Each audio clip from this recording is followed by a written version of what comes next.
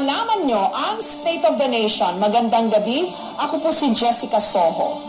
Ang mga balita at isyong pinag-uusapan ngayong araw ng Biyernes, Pangulong Rodrigo Duterte bumuwelta sa mga nagkumpara sa kanya kay Adolf Hitler na pumatay ng milyon-milyong mga Hudyo.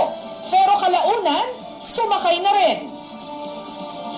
Hitler massacred 3 million Jews.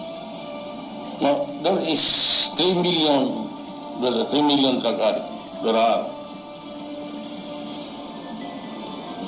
I'd be happy to slaughter them.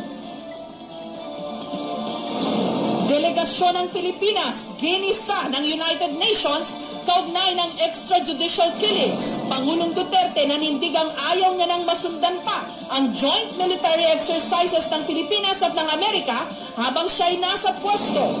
Exclusive, Department of Justice, kinumpirmang ang negosyanteng si Peter Lim na humarap noon kay Pangulong Rodrigo Duterte, isa ngang drug lord.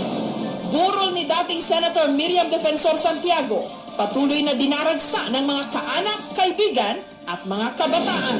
JB Sebastian, nakapagbigay na ng sinumpaang salaysay kaugnay ng gulo sa Bilibid. #EveryWoman campaign, inilunsad bilang pagkondena sa pagpapalabas ng anumang uri ng sex video. Lagay ng panahon hanggang weekend, alamin.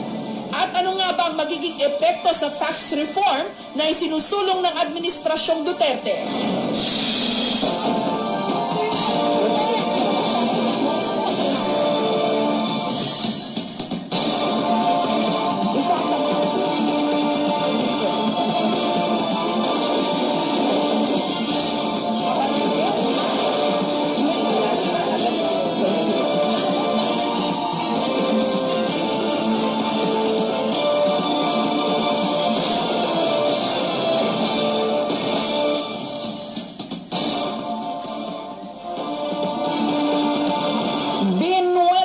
Ni Pangulong Duterte ang mga kritikong kumukwestiyon sa kanyang human rights record at nagkukumpara pa di mano sa kanya sa German dictator na si Adolf